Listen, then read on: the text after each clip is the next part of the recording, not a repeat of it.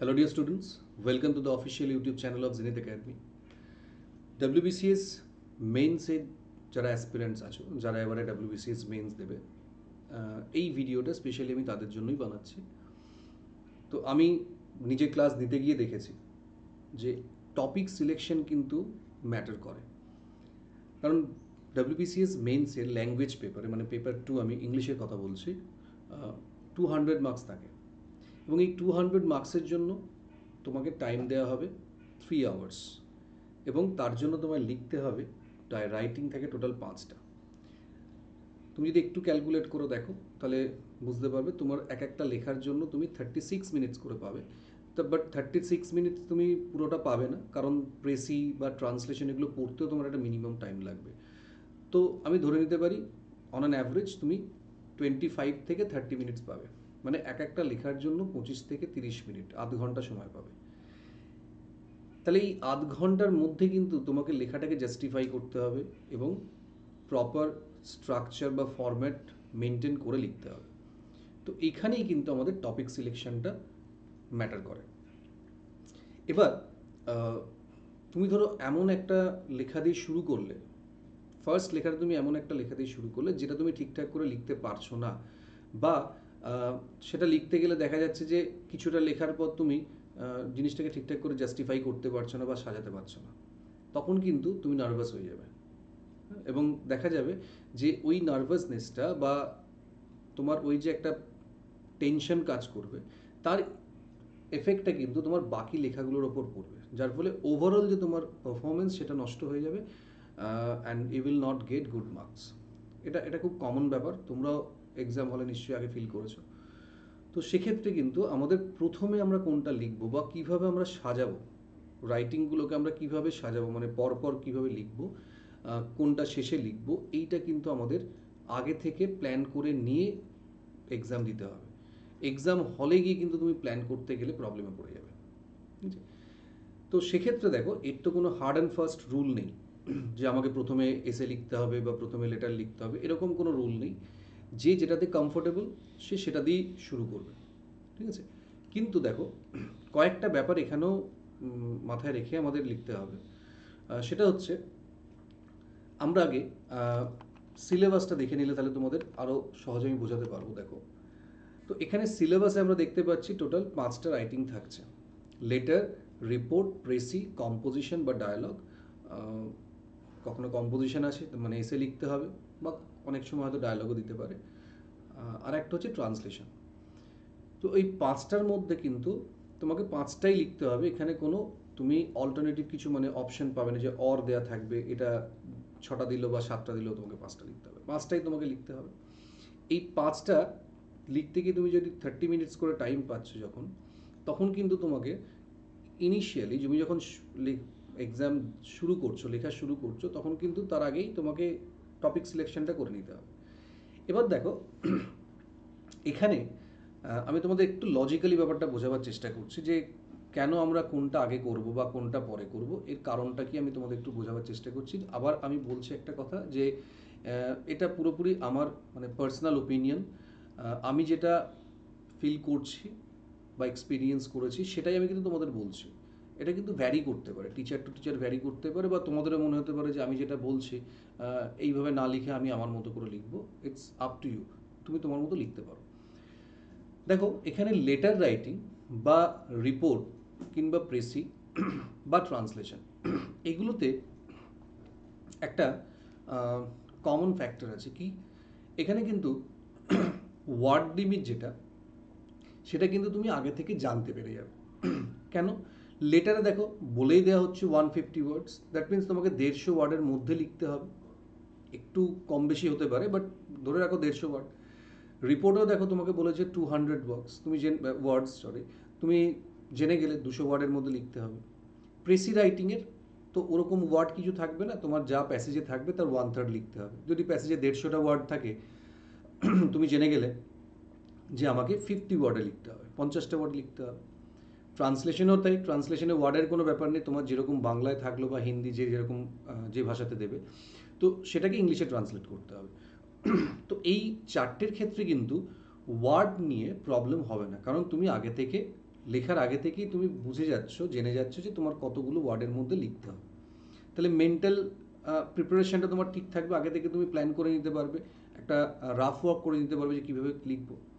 কিন্তু কম্পোজিশনের ব্যাপারে একটা প্রবলেম হচ্ছে, এখানে মেনশন করা থাকে না যে ওয়ার্ড লিমিট কতটা হবে, তখন কিন্তু আমাদের সমস্যাটা হয়। এবার ধরো আমি ধরে নিলাম একটা কম্পোজিশনকে, একটা এসেকে যদি ঠিকঠাক করে জাস্টিফাই করতে হয়, তোমাকে অ্যাটলিস্ট 350 থেকে 400 ওয়ার্ডের মধ্যে লিখতে হবে। এবার তুমি যদি প্রথমেই এসে দিয়ে শুরু করো, সেক্ষেত্রে প্রবলেম যেটা হবে, এক্সামের শুরুতে দেখবে আমাদের ব্রেন অনেকটা রিল্যাক্স থাকে, মানে একটু চিন্তাভাবনা করতে সময় লাগে, লিখতে দেখবে একটু হাতে স্পিড কম থাকে, আস্তে আস্তে স্পিডটা বাড়তে থাকে। দেখা গেল তোমার এসে ঠিকঠাক করে লিখতে গিয়ে তোমার ওখানে 45 থেকে 50 মিনিট চলে গেল, অনেকের বার 1 ঘন্টাও চলে যায়। একটা তুমি তো লিখে ছেড়ে আসতে পারবে না, পুরোটা লিখতে হচ্ছে। এবার ওই যে তোমার 45 মিনিট বা 50 মিনিট গেল, সেই সময়টা তো তোমাকে এক্সট্রা দেওয়া হবে না, মানে এই 30 মিনিট যেটা তোমার টাইম ছিল সেটা 45 মিনিট থেকে 50 মিনিট, মানে 15 থেকে 20 মিনিট তোমার কিন্তু এক্সট্রা লেগে গেল। সেই এক্সট্রা টাইমটাকে তোমায় কিন্তু মেক আপ করতে হবে অন্য লেখাগুলোর মধ্য থেকে, যেটা কিন্তু পসিবল হবে না, কারণ মেইনসে এটা আমরা এক্সপেক্ট করতে পারি না যে আমাদের খুব সহজ সহজ প্রশ্ন দেবে। দেখবে প্রেসিটা পড়তেই তোমার 10 মিনিট সময় লেগে যাচ্ছে, বা ট্রান্সলেশন পড়ে বুঝতেই আমাদের 5-10 মিনিট সময় লেগে যায়, অনেকের আরও বেশি লেগে যায়।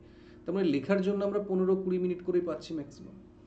তো সেক্ষেত্রে এসেটা যদি তুমি প্রথমে লেখো, একটা প্রবলেম হতে পারে টাইমিংয়ের, কারণ এই যে প্রেসি বা লেটার কিংবা ধরো ট্রান্সলেশন, এগুলোকে তুমি কখনোই ইনকমপ্লিট রেখে আসতে পারবে না। দেখা গেল তুমি এসেটা প্রথমে লিখলে, লেখার পর তোমার হাতে ধরো তুমি 15-20 মিনিট এক্সট্রা টাইম নিয়ে নিয়েছো, তার মানে তুমি যখন প্রেসি লিখবে বা ট্রান্সলেশন লিখবে, তোমাকে ওই 15-20 মিনিট কমের মধ্যে লিখতে হবে। যেখানে তুমি 30 মিনিটে লিখতে, সেটা তোমার 15 মিনিটে লিখতে হচ্ছে। এবার তুমি কখনোই একটা প্রেসিকে ইনকমপ্লিট রেখে আসতে পারবে না। দেখা গেল তুমি 15 মিনিটের মধ্যে লেখাটাকে কমপ্লিট করতে পারলে না, তুমি যদি প্রেসিটাকে ইনকমপ্লিট রেখে আসো নাম্বার দেবে না, বা ট্রান্সলেশন যদি তুমি ইনকমপ্লিট রেখে আসো নাম্বার দেবে না। আর এগুলো এমন জিনিস যে তুমি কমপ্লিট করতে গেলে তোমাকে ওই ওয়ার্ডটা দিতেই হবে। একটা প্রেসিকে যদি তুমি কমপ্লিট করতে চাও, তাহলে 150 ওয়ার্ডের প্যাসেজ থাকলে 50টা ওয়ার্ডে তোমায় লিখতে হবে, তুমি কিন্তু 20টা ওয়ার্ডে কমপ্লিট করে আসতে পারবে না, নাম্বার পাবে না তাহলে। ঠিক আছে? কিন্তু মজার ব্যাপার হচ্ছে, কম্পোজিশনের ক্ষেত্রে দেখা গেল তোমার হাতে সময় কম আছে, তোমার হাতে সব লেখার পর দেখবে তোমার হাতে 20 মিনিট সময় আছে, তখন তুমি কম্পোজিশনটা শুরু করছো। অর্থাৎ আমি এসের কথাই ধরছি, এটাই ম্যাক্সিমাম আসে। এসেটা তুমি শুরু করলে, তুমি কিন্তু 15 মিনিটে যতটা পারবে ততটা কমপ্লিট করে আসতে পারবে। যেখানে তোমার ধরো 300 বা 350 ওয়ার্ডে বা 400 ওয়ার্ডে তুমি লিখতে, সেখানে কিন্তু তুমি 250 ওয়ার্ডেও লিখে আসতে পারবে এবং সেটাকে কমপ্লিট করে আসতে পারবে, তাহলে কিন্তু তুমি নাম্বার পাবে। কিন্তু প্রেসির ক্ষেত্রে বা তোমার ট্রান্সলেশনের ক্ষেত্রে কিংবা লেটারের ক্ষেত্রে এই ব্যাপারটা হবে না, যেহেতু ওয়ার্ড এখানে মেনশন করে দিয়েছে। সেই জন্য আমি সবসময় সাজেস্ট করব, তোমরা কম্পোজিশনটা সবসময় শেষে লেখো, সবসময় শেষে লেখো। ডায়লগও যদি আসে সেটাও শেষে লেখো, কারণ কম্পোজিশনের থেকে কিন্তু এসের থেকেও ডায়লগ লিখতে সময় বেশি লাগে, এবং প্রথমে যদি লিখতে গিয়ে তুমি একবার পাজল হয়ে যাও, তখন কিন্তু বাকি লেখাগুলোও তুমি ঠিকঠাক লিখতে পারবে না।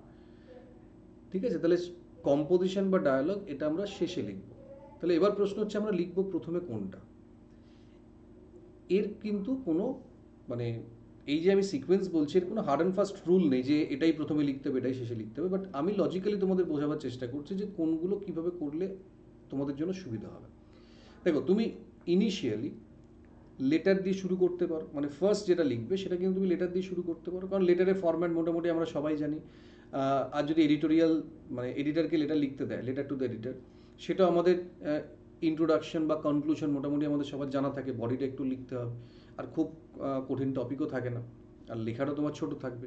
তো সেক্ষেত্রে তুমি লেটার দিয়ে শুরু করতে পারো, কিংবা যদি তোমার মনে হয় ট্রান্সলেশনটা একবার পড়ে নিলে, ট্রান্সলেশনটা দেখতে তোমার বেশ ইজি এসছে বা তোমার কাছে ইজি মনে হচ্ছে, দেন তুমি ট্রান্সলেশন দিয়ে শুরু করো, কিংবা প্রেসি যদি মনে হয় প্রেসি দিয়ে শুরু করো। কিন্তু যেটা দিয়ে তুমি শুরু করবে, এটা যেন তোমার বেস্ট লেখাটা যেন ওটার মধ্যে থাকে। ঠিক আছে? সব থেকে ভালো যেটা তুমি লিখতে পারবে সেটা দিয়ে শুরু করবে। সেটা তোমার লেটার হতে পারে, সেটা ট্রান্সলেশন হতে পারে, প্রেসি হতে পারে।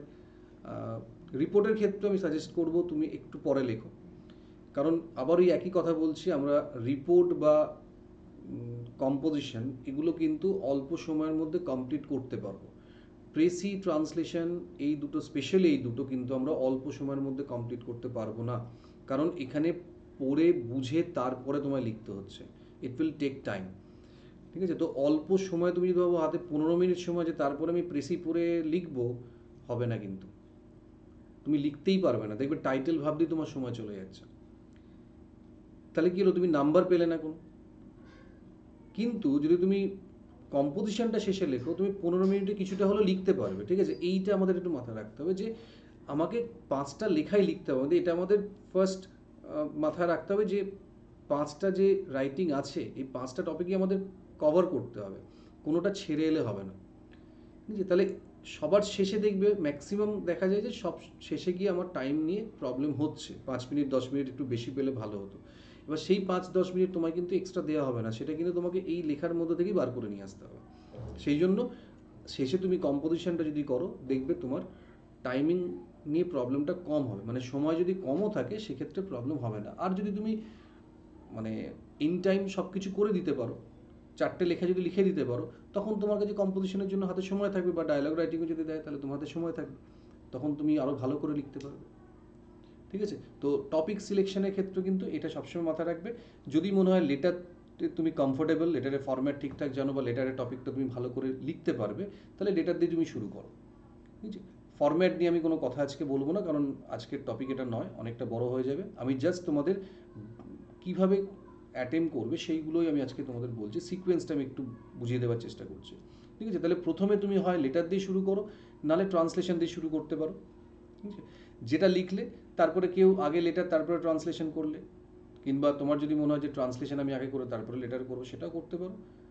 তারপরে তুমি প্রেসি রাইটিং করো, দেন রিপোর্ট করো, অ্যান্ড শেষে তুমি এসে বা ডায়লগ রাইটিং করো।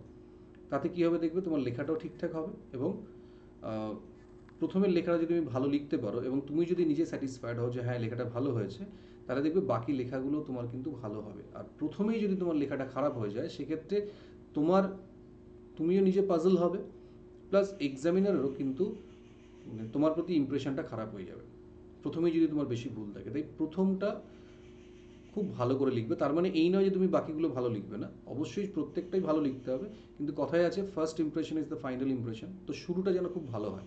তার জন্য যদি তোমার মনে হয় যে আমি একটা রাফ ওয়ার্ক করে লিখবো, অবশ্যই করবে, তবে বারবার বলবো অন্য কিছুতে করো না করো, প্রেসিতে অবশ্যই রাফ করবে।